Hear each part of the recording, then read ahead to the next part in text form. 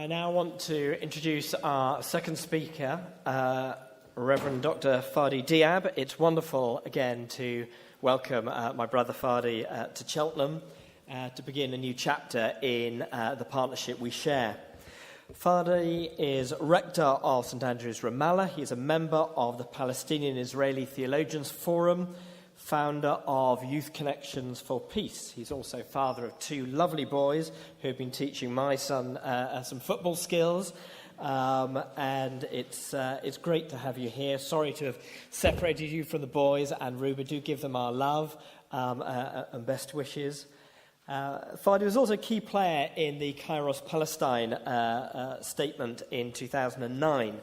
As you may well know, that appeal was a call from Palestinian Christians to the global church, which began, "Our word is a cry of hope. With love, prayer and faith in God, we address it first of all to ourselves and then to all of the churches and Christians in the world, asking them to stand against injustice and apartheid, using them to work for a just peace." Fadi has recently completed a PhD in Christian leadership in this context, and it's a delight to have you with us now, Fadi. We look forward to what you have to share.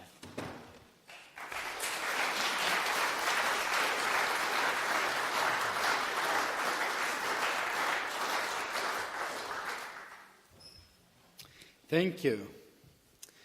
It's always a great honor to be in Cheltenham. And some people were asking me, is this your second home? And I said, yes, of course. I have brothers and sisters. So it's always great and a blessing to be among brothers and sisters in Jesus Christ.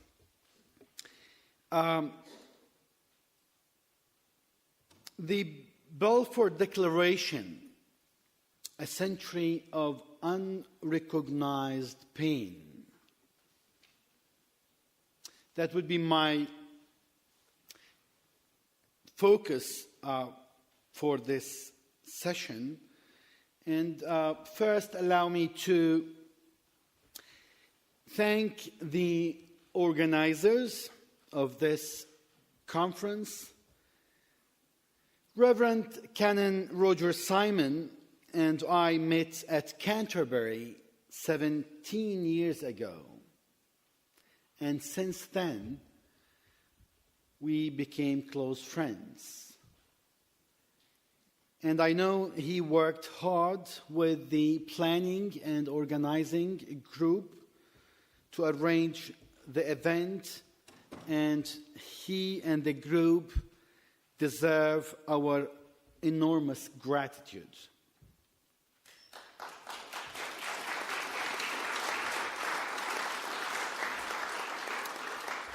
I am also mindful of Daphne's encouragement and commitment. Thank you, Daphne, for your support and your hospitality as you continue to welcome us in your home. Thank you very much. Of course, many, many thanks to my brother, the Rector Nick Davis, and the community of St. Philip's and St. James, our partners in the Gospel of Christ. For all those who offered funding, commitment, help, to create an opportunity to raise a voice for justice, please also accept my thanks. Your commitment to the cause of peace and equality is invaluable to your brothers and sisters in the Holy Land. On their behalf, thank you all.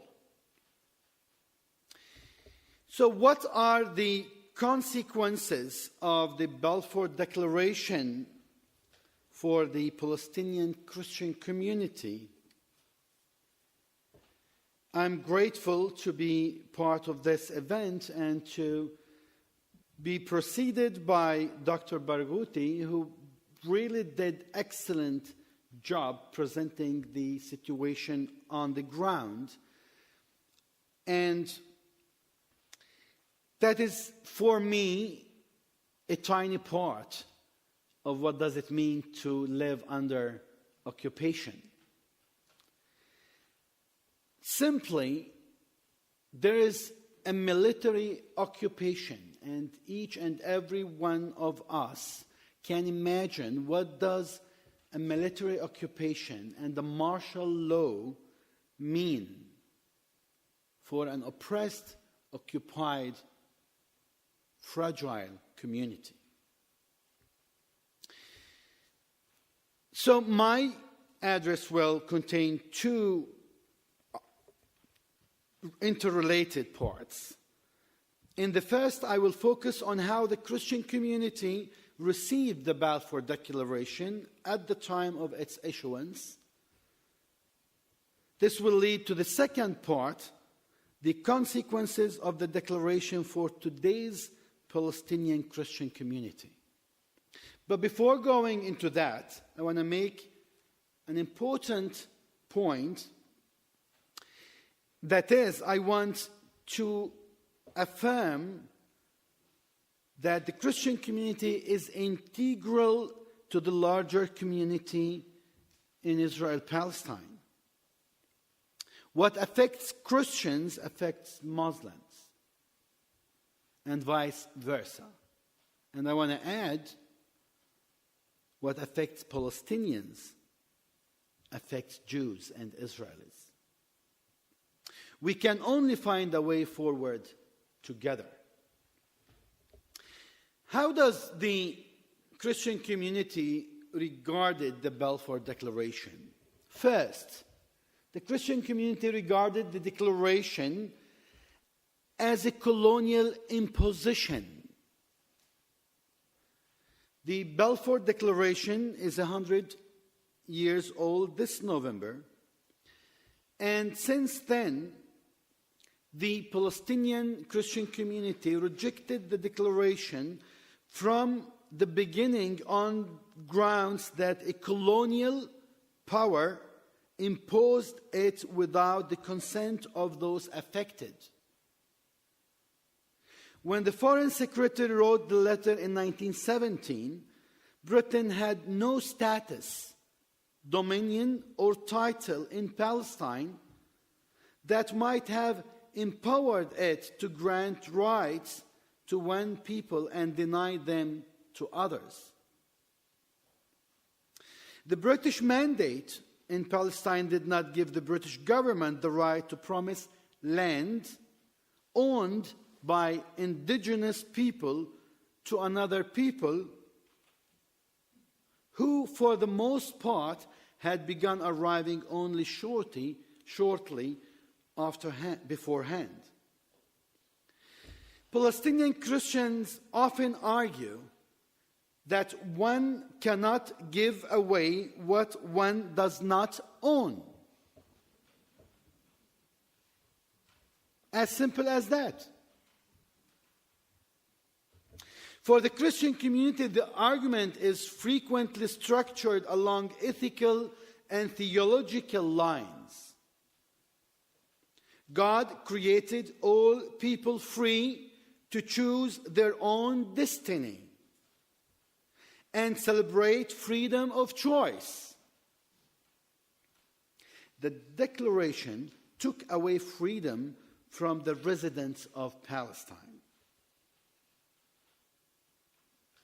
In his book, The Future of Palestine, Musa Alami contains that the fundamental error of the British in Palestine was to ignore the wishes, interests, rights, and freedom of Palestinians.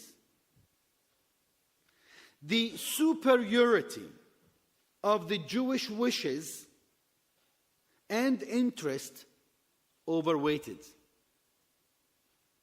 The interests of the Zionist Federation, who sought a homeland, and of the geopolitical interests of the British government were placed above the rights of people already living in Palestine. The Balfour Declaration was described at the time and since then as an example of one nation solemnly promising to a second nation a country of a third nation. Second, the Christian community in Palestine regarded the declaration as influenced by Zionist ideology.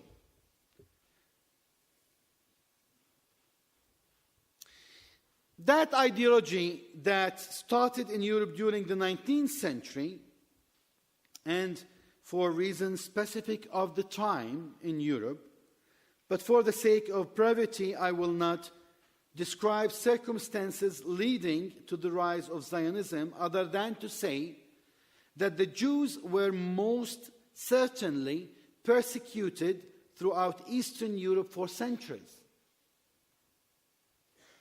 The British government was sympathetic to the notion of a Jewish homeland as sought by Zionists, and eager to protect trade routes to India.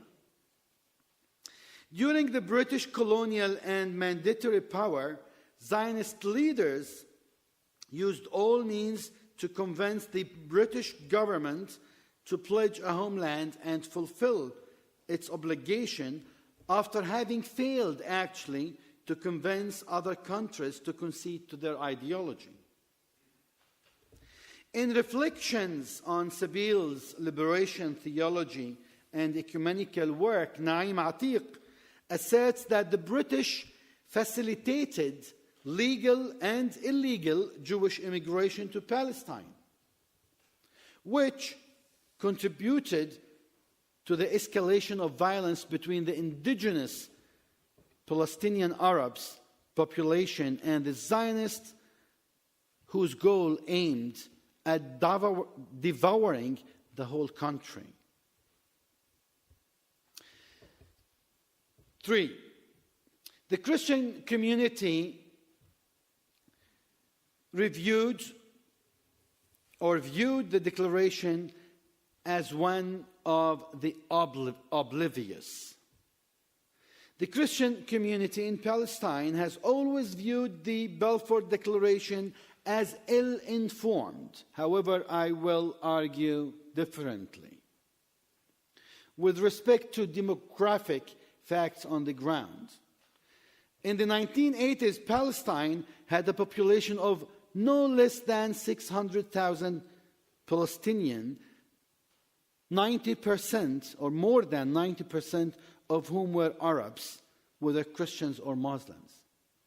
At the beginning of the 20th century, the number of Jewish settlers did not exceed 50,000, fewer than less percent of the total.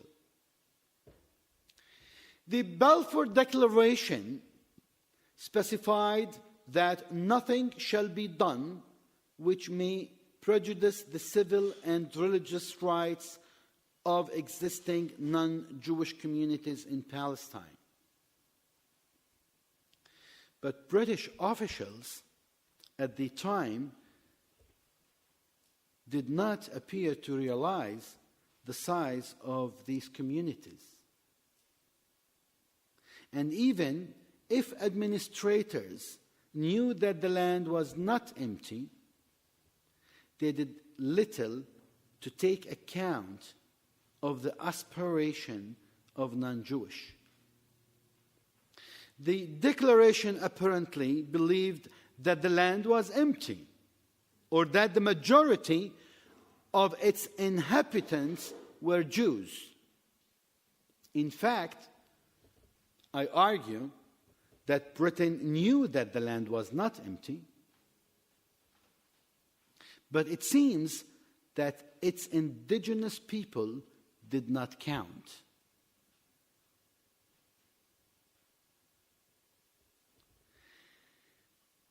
Therefore, it is obvious from a Christian point of view that those who planned, organized, and penned the declaration were either ignorant, and I doubt that fact, or considered The facts on the ground, the facts, which means the people on the ground, do not count from a colonial mentality. The early leadership of the Zionist movement, which met in the First Zionist Congress in Basel in 1879 and included Herzl himself, had never visited Palestine at the time. They must have assumed that the country was vacant, or they must have assumed that whoever lives there do not deserve to be there. Naim Atiq, again in Justice and Only Justice, Palestinian Liberation Theology, describes an incident which, by the way, also recounted by the philosopher Martin Buber, about Max Nordau, one of the most influential personalities of the Zionist movement in Germany. I quote, "Upon hearing for the first time that Palestine was inhabited by Arabs, Nordau, deeply shocked, ran to Herzl exclaiming, 'I did not know this. We are committing an injustice.'" 4.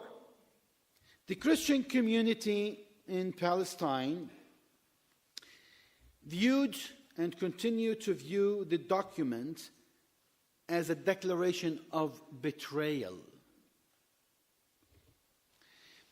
Many know how much the Arab Christians played leading roles in opposing Turkish domination, and how much Arab Christians were influential participants in the Arab Renaissance of the 19th and early 20th century.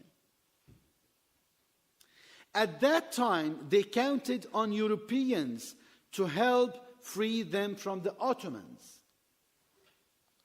They took seriously the British-Arab exchange of promises in the Hussein-MacMahon correspondence of 1915 and 16. Again, for those who do not know much about these correspondences, these involved a promise from the British High Commissioner in Egypt to support an Arab state, Arab independence, and offered Sharif Hussein of Mecca leadership.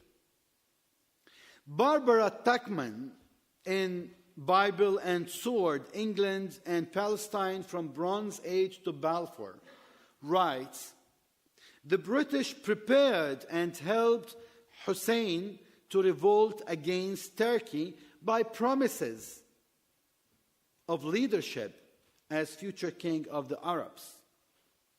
Tuchman points out that in fact there were three parallel and inconsistent negotiations with three inconsistent sets of promises being undertaken concurrently. The Balfour Declaration is, in effect, offered Palestine to the Zionist movement. The Hussein-MacMahon correspondence offered it to the Sharif of Mecca.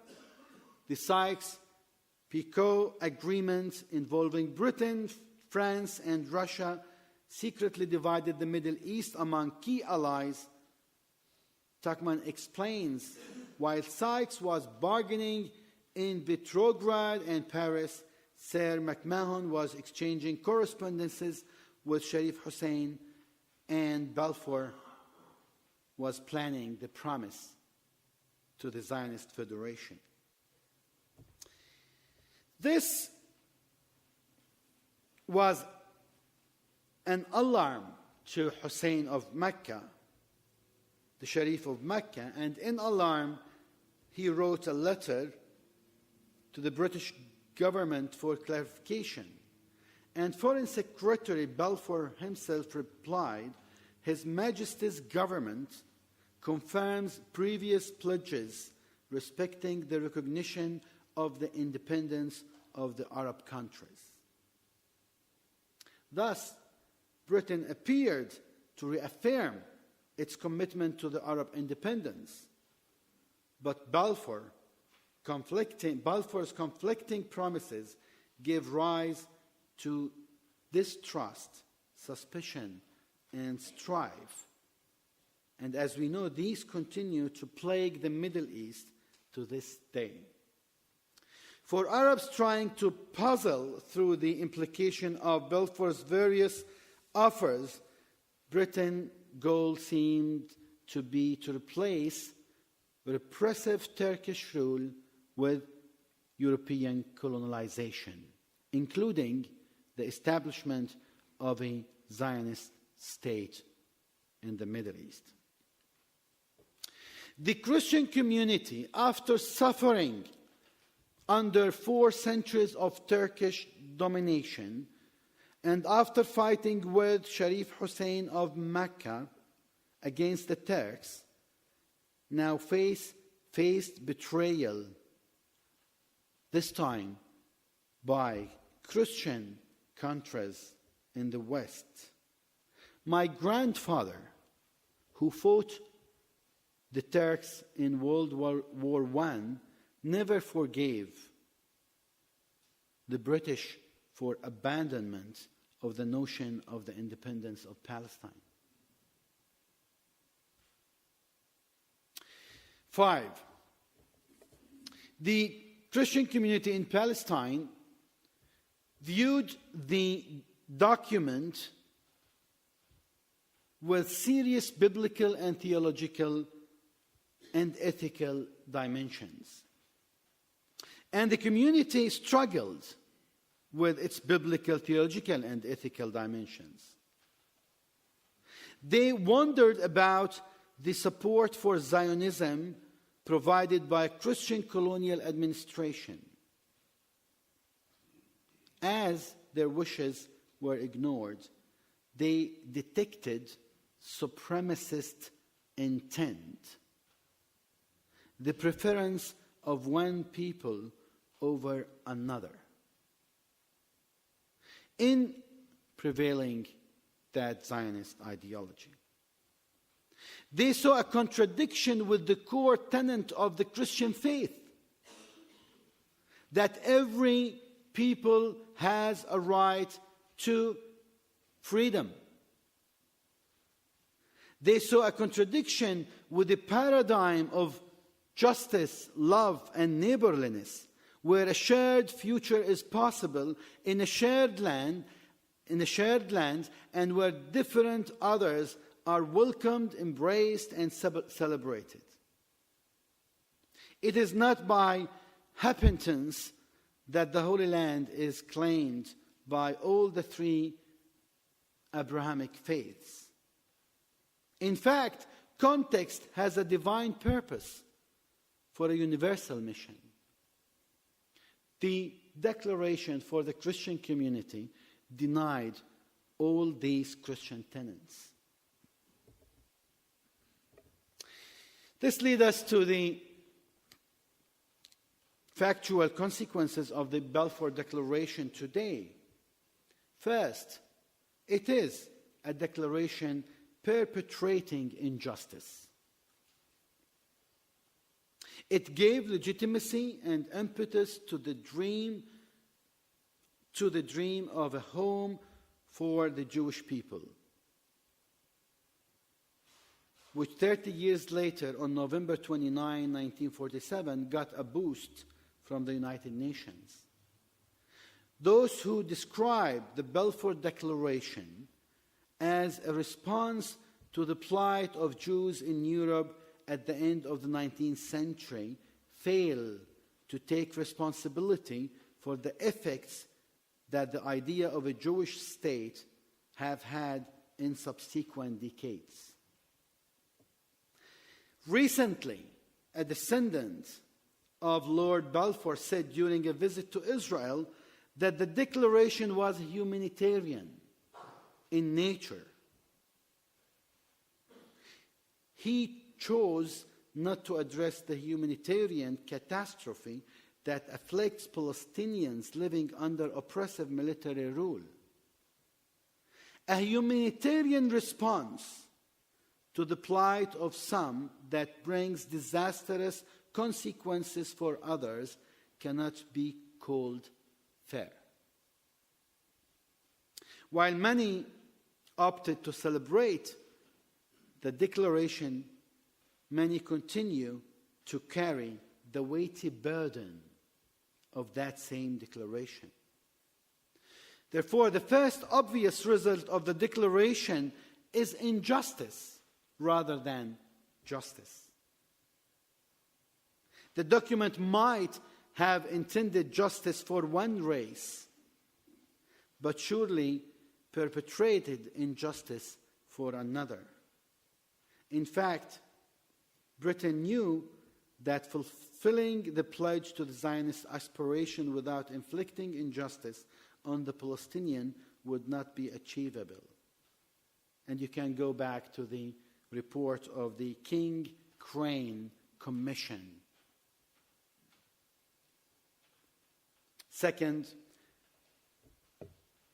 the declaration perpetuating colonialism with the ongoing occupation of the Palestinian land and the Palestinian people. Thus, one primary consequence of the manner in which the State of Israel was established is continued occupation of Palestinian land and control of Palestinian lives today. Christians and other Palestinians live under martial law, a fact that is not adequately understood outside of the region.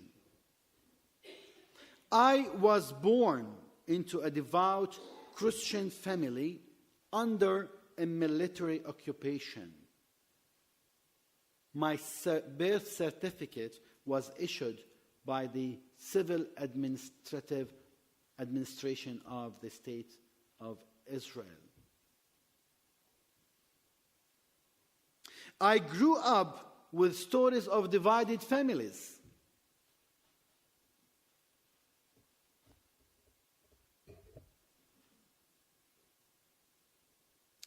My family was forced out of Haifa in 1948. We lost home, land, work, family, friends, and neighbors. We lost everything. Again, 4 out of 6 of my uncles and aunts were abroad when Israel took control of the West Bank in 1967. They became refugees. Again. Unable to reunite with those of us refugees at home. Assassination, incarceration, restrictions of movement, humiliation, and fear were norms during my childhood. I was 14 when the first Palestinian uprising broke out in 1987, turning life into a nightmare of structural violence, arrest, killings, terror, economic deprivation, anxiety, and hopelessness. I grew up hearing bullets, and actually we learned how to recognize, how to differentiate between the different kinds of bullets. I grew up hearing screams of pain from people with crushed limbs, F-16 jets breaking the sound barrier. We hid to avoid arrest. I witnessed many Palestinians, particularly young people, fleeing to other countries looking for security, freedom, and better life. The third consequence of the declaration, the third main consequence of the declaration, and I finish with this one. How I'm doing with time? Good? The third one is the declaration caused biblical and theological trauma. The Christian community continues to ask difficult questions about supremacist ideology and military control in Israel-Palestine. Why do we suffer? Why do the strong dominate and exploit? How should Palestinians react to occupation? What does the Bible say? Where is God in the midst of our suffering and oppression? Is God racist? Does God prefer one race over another? What does the church say? What is the church's reaction to our situation? These are traumatic questions to a biblical and theological trauma that was imposed by a disformed biblical and theological argumentation that was built before, during, and after the Balfour Declaration. Unlike Christians in the West, who often still see biblical and theological rationale in the notion of a Jewish homeland, we found ourselves victimized by another people's triumph. Some Christians in the Holy Land have rejected their faith. Many Christians in the West Bank, of course, and Gaza and Israel, have rejected their faith and have rejected the church for the same reasons. They argue that if the Christian church see present-day Israel as part of God's plan for the Jewish people, then we do not want to be part of such a church or worshippers of such a God.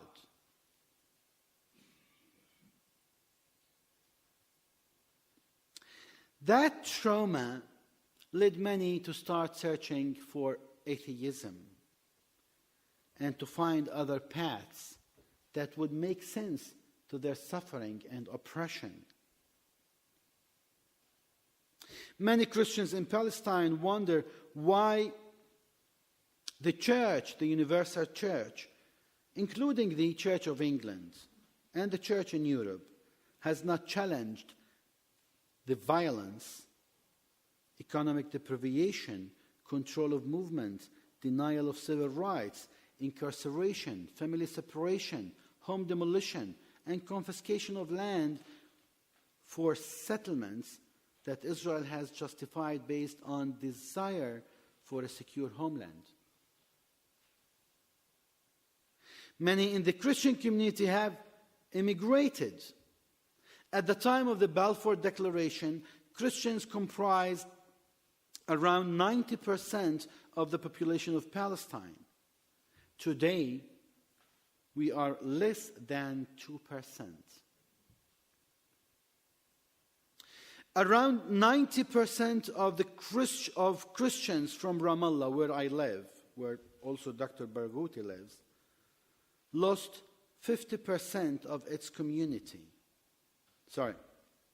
Today, where I live, have left for Europe or the United States since 1917. St. Peter's Anglican Church in Birzeit lost 80% of its community since 1917. St. Andrew's Ramallah lost 50% of its community. 6 million Palestinian refugees are currently scattered throughout the world. I cannot imagine that Lord Balfour foresaw or intended this. Yet, context has reversed. At the beginning of the 21st century, the world has a fragmented Palestinian community oppressed and segregated in their homeland. At the beginning of the 20th century, Jews were in flight. Nationalist and racist regimes persecuted them in Europe. In the 21st century, Israel now persecutes Palestinians still living in the occupied territories. In addition of being the centenary of the Balfour Declaration, 1917 also marks 70 years since the United Nations Partition Plan. Almost 70 years of the Palestinian Nakba, beginning in 1948. 50 years since the occupation of the State of Palestine, the West Bank, East Jerusalem, and the Gaza Strip, and 30 years since the outbreak of the First Intifada. The compelling question that Palestinian Christians continue to ask is, what role should the universal community play in this context? What role should religion, including Christianity, Islam, and Judaism, play in this context? What role should the Church, including the Church of England, play in this context? The British government has a moral obligation to help end the oppression of Palestinians, as we all do have the same obligation. Dietrich Bonhoeffer, who, by the way, lost his life defending the Jews in Germany, said, "My freedom is incomplete without the freedom of my neighbor." And according to Jesus, my neighbor is those wounded, neglected at the roadside. In Bonhoeffer's understanding, no freedom is complete, even the British freedom, without the freedom of Palestinians. Thank you.